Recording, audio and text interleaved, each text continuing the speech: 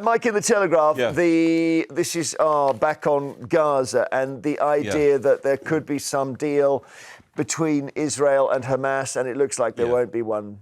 Well, I think there's got to be a deal eventually because they can't go on fighting forever. I'm very impressed with Anthony Blinken, the US Secretary of State. I think he's, far more impressive a figure than the US President, Joe Biden. And I think he's working tirelessly to try and get it done. And every time Netanyahu says no, Blinken always tempers that by saying, within the no from the Israeli Prime Minister, there are some positives here.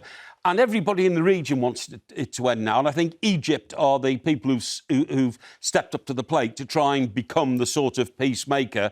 And I think it is the start of a peace process because it can't go on forever. And also, but he can't have any Hamas in Gaza. No. And every Hamas fighter who's been killed has got a younger brother. Yes. So I don't see how you extinguish them in Gaza. In fact, the opposite.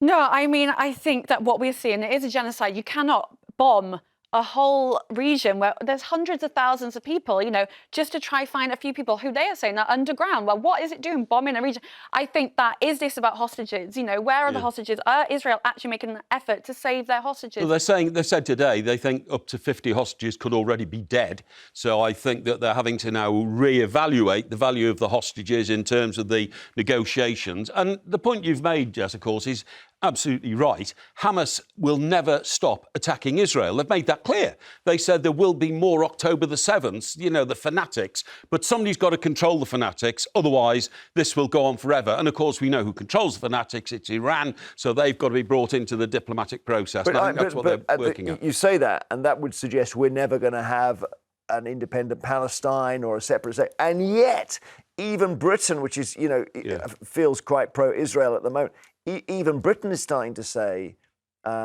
we see it now as a two-state solution must be getting closer. So I don't see what would Gaza be like if it goes independent? How will that work? Because presumably Israel will be ready to invade it at any moment. I think the point is that Palestinian people have the right to live in peace. And I think what we're saying is that we want to get rid of Hamas. If the horrors that these children are witnessing, that their fathers, their mothers, their siblings are being bombed, we're seeing men having to carry their children's parts in plastic bags. It's absolutely awful. Do we think that is going to rid Hamas? I would say that it's going to radicalise a whole generation of the horrors that they've seen. So where does this end? Well, maybe. Well, it depends on what solution you talk about. The only person from this country who's talking about a two-state solution is Lord Cameron, David Cameron. Yeah. And as Cameron's most, useless contribution to international relations was invading Libya and smashing that up, I don't think he's in any position to try and become a peacemaker in the Middle East.